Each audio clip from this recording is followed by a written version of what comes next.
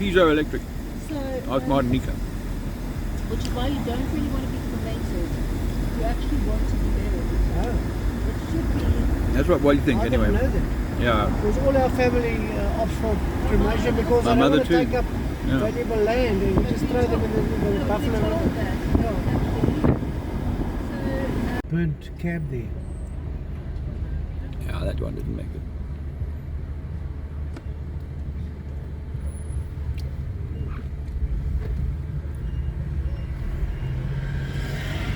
Burned out. CJ Clothing Junction got had a closing out sale, and so did the Super Spa. Wow, that get cleared out. Queuing for petrol. That engine garage. Oh, we've seen a few bits and pieces, detritus, burnt sections of road so far. But otherwise, it's pretty easy driving. No lorries, as you were saying, Francois. So Few lorries.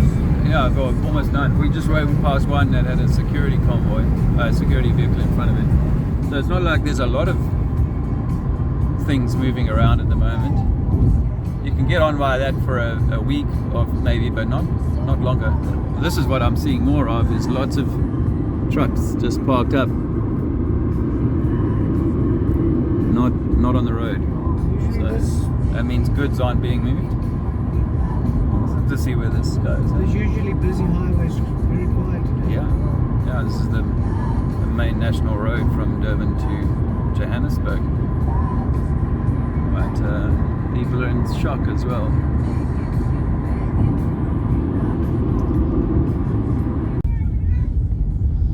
It's a bit rough here, but I think this might be business as usual for a place like this, unfortunately.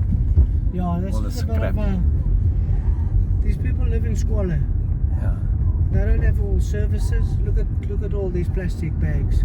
But the good You news know, is I don't know when tourists come to South Africa and they have a mosque. they jump off there at flippin' Cape Town Airport. The first thing you Oh, see, yeah. the first thing when you drive out there, you see Yeah. the Yeah. what's it, Kailicha? Which was that? No, I don't think it's Kylie. Is it good? No. What's it, Kailicha? No, Andrew should know. What is She it, fallen asleep. What's it? What's it? One at Cape Town, that big location next to the M2, going up to Somerset. Kailicha, yeah. Well, here's an interesting observation. There's no satellite dishes here, so they probably didn't have as much violence around here. Yeah, because Satellite dishes equals violence. Absolutely. Propaganda is so It's powerful. mind control.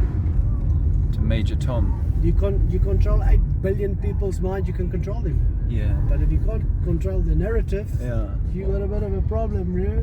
This is the better end of town. Federals. Federales. Yeah, we saw some, and there's an army deployment of a Kwefu. That's Casper. Casper, sorry, yeah, I knew I had it wrong when I was saying it. Dang, it's been a while. And I saw a whole bunch of rattles Did you? on some videos. Oh, okay. My old machine. The armies also arrived on the south coast, big time. Okay, there was a lot of trouble. lot of trouble in the south coast. That's Francois, by the way, if you don't know who's talking. That's it. Oh, I zoomed right in there for you, brother. Sorry, brother. Sorry. This is a military vehicle. I mean, Five Side, the army base. I was at this Five Side army base about 20 km from here Okay. in Ladysmith. A lot of people here, you don't normally see. It's a big base. The Five Side Are army these guys base. waiting for something? Yeah, I don't know what they're waiting for. Ek hoop nie hulle gaan weer kak maak nie. Well, it doesn't look like they're. Peter's office. No, it doesn't look like they charged up. They look pretty relaxed now. But they only need one out to fucking then the frenzy begins.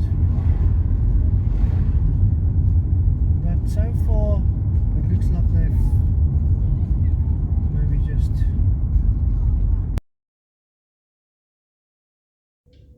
Morning, family, friends. Hey, you, as I used to say.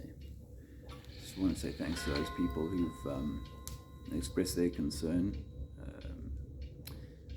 We are well, and we are, in relative terms, very safe. The looting and the rioting is very real. Was very real. I don't know how much is going on at the moment. To be honest, it is Sunday. Towards the end of about 20th of July, not 17th of July or something. Where we were staying near Durban, there was big stuff going down there.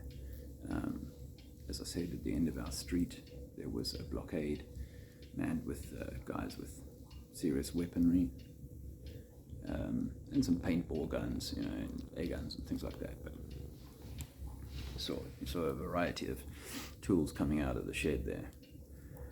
I went and stood on one of them just to get a sense of where people were at and so on. And the truth is that we're expected to defend ourselves in the event that there is some kind of mayhem.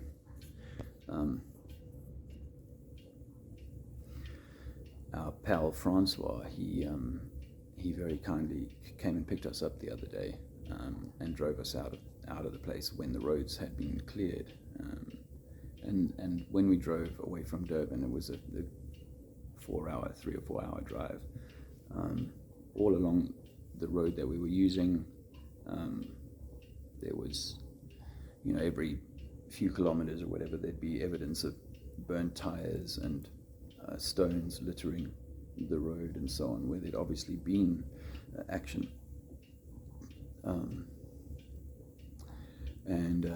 On 2 occasions we had to kind of slow down and go around some blockades that were still in the roads, and on one occasion there was a blockade that was being manned by local farmers with some very serious weaponry.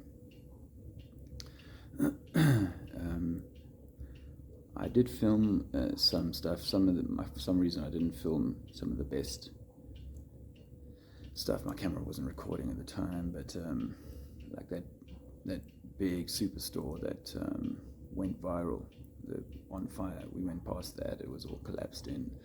A bunch of other really big stores were burnt in. The high-end supermarket, the high-end shopping centres really didn't show much sign of that. You saw the interview with Patel the other day. It's very real. People are suffering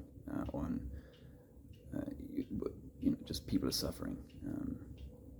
I did go to like a meeting of the local community watch, neighborhood watch, local militia, who were planning their neighborhood defense and considering even, finding ways of getting everybody out of their neighborhood to a safe area.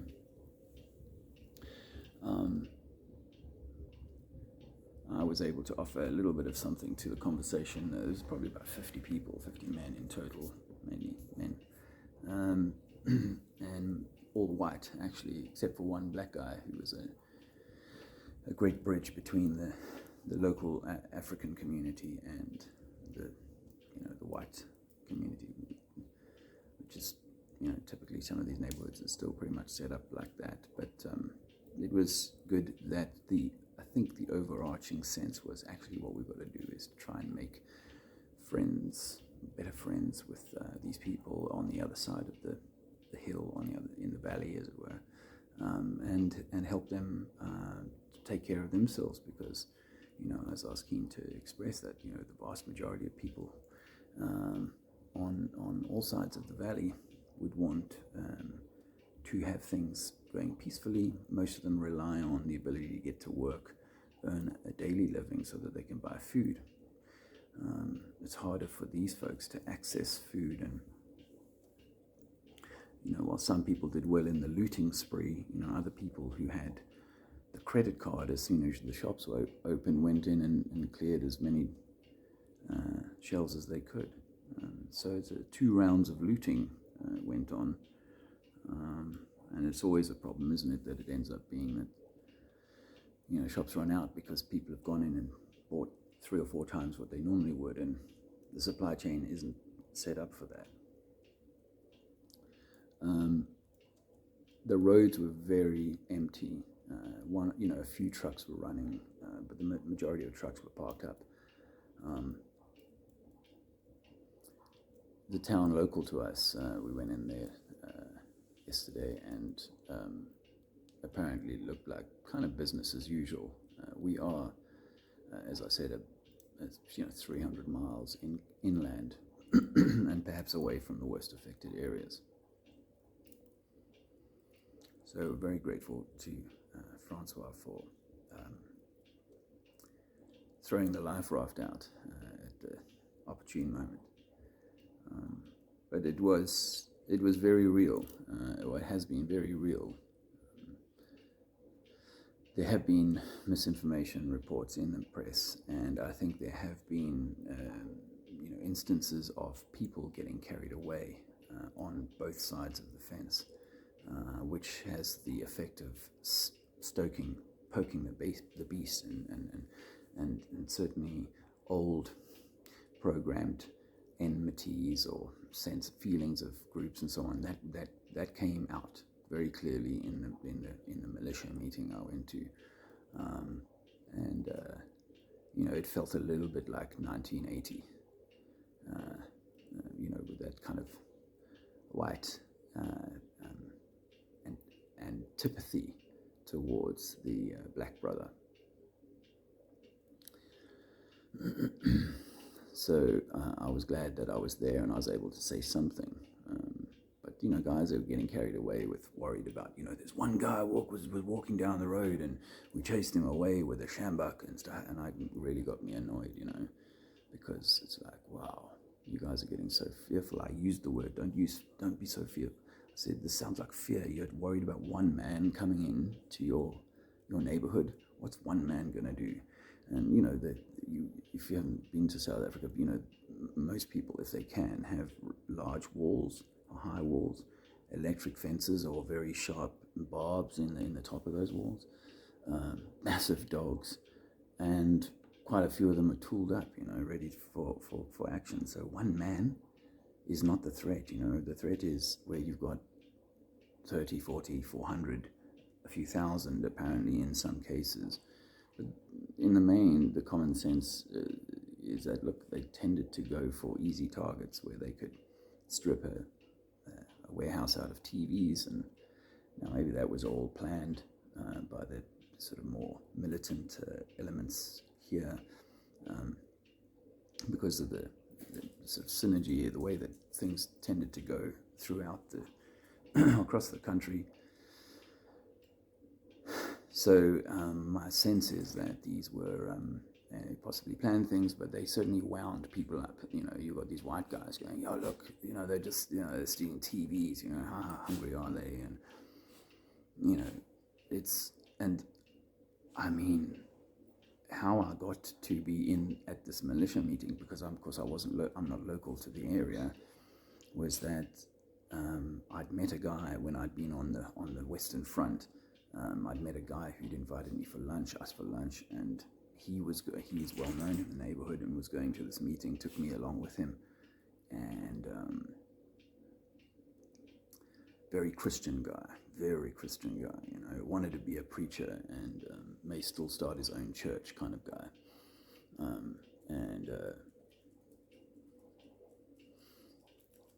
and I knew I was on a bit of a wrong footing. I thought this guy, I didn't realize how staunch he was in the Christian belief system. But I thought I was on the wrong one. Firstly, his little boy was nasty to Alexander. Wow. Pushed him off the trampoline. Actually, I didn't know about that until later, but pushed him off the trampoline. Fortunately, it was only a foot or so above the ground, but bit of a shocker. It's these little things that happen to Zizi that can change, alter him. Like, whoa, this is how people behave. Anyway, no, that wasn't it. It was when the wife said, See those looters taking those TVs and so on, they deserve a bullet to the head.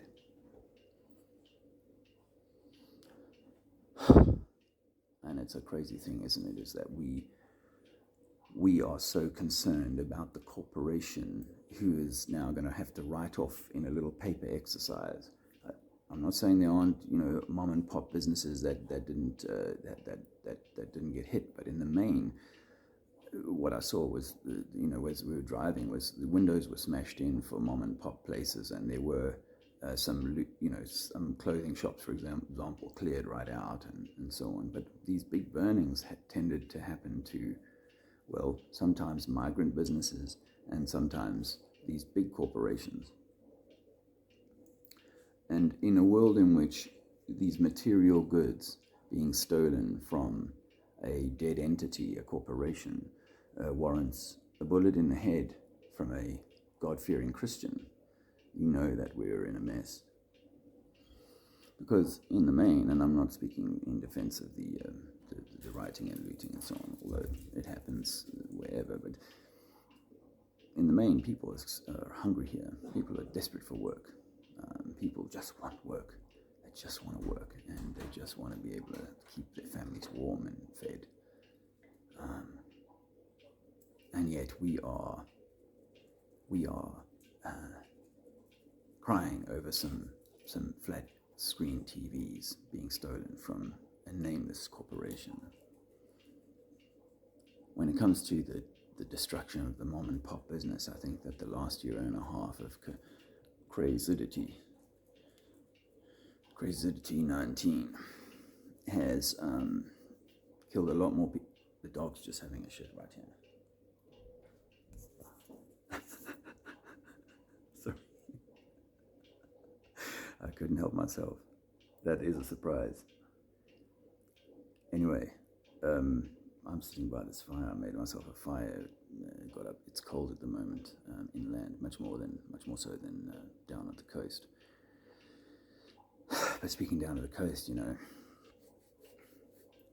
that guy Rodney called us the other day, and between Francois and I think we gave them some more money for their shelter because there's no people on the beachfront. There's no one for them to beg from. And of course, these homeless folks are in a pretty dire state. We were given everything that's going on at the moment. I mean, remember when we took Patrick to his, did I tell you that, Patrick, when we took him to his shelter the other day, his mother had died, we took him to the shelter so he could get cleaned up and take a train. I really hope he took the train fare we gave him and used it, because that was the day before everything went down. But he tells us, as we arrived there, they killed the family, the guy who ran the shelter and his children. They shot them out here, just there by the front door of the shelter. And as we driving around, it's like, oh my Lord, humans are really living like this. This is like Total Recall, where people are absolutely starving for air. These people are living in absolute squalor, and then the police can walk around and tell them to reduce their oxygen flow. Anyway, my thoughts go out to all the homeless people, and of course anyone who's been severely affected by what's going on. Where we are, we have one more week of the Central Command imposed enhanced level 4 lockdown. I see in Europe there's surprise flooding, and it's causing a lot of, as far as I know, from the media of course, but it's causing a lot of problems. Our friend Marika in the Netherlands, she was talking about how it's just moving step by step towards the Freedom Pass, and the Freedom Pass will of course be something medically inclined.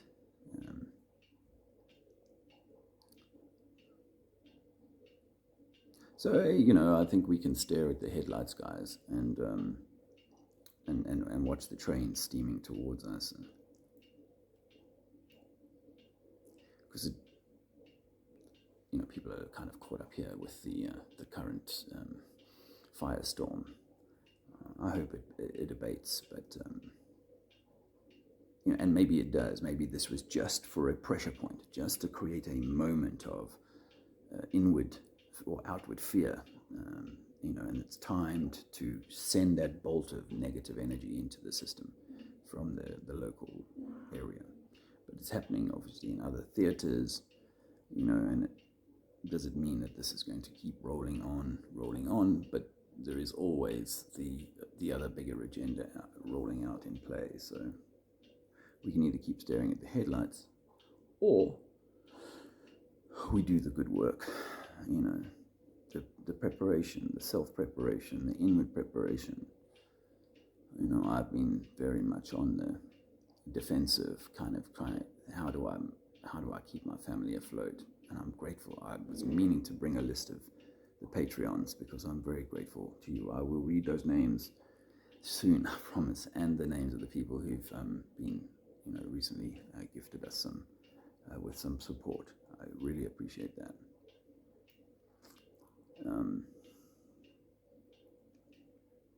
I really appreciate that.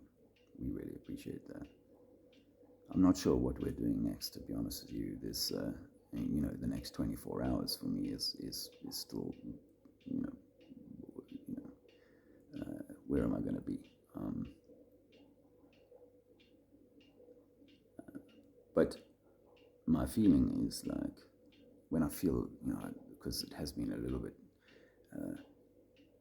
there has been a lot of, you know, things competing for my attention, and it isn't like, as I was saying to Francois yesterday, isn't at all like the times when in 2017, 18, I was very kind of like in a peaceful place, you know, and that was how I was able to meet the world.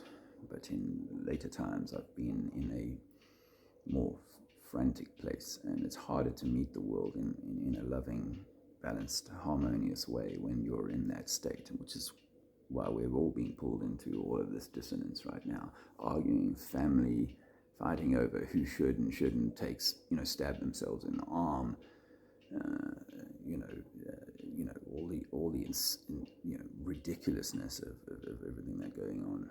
I know people are kind of finally going, oh, sugar, yeah, there's definitely something wrong, but there's still a large number. Anyway, it's about the state of dis-ease that we're creating in our immediate environment that is probably not in our best interests, collectively, but particularly individually, for you.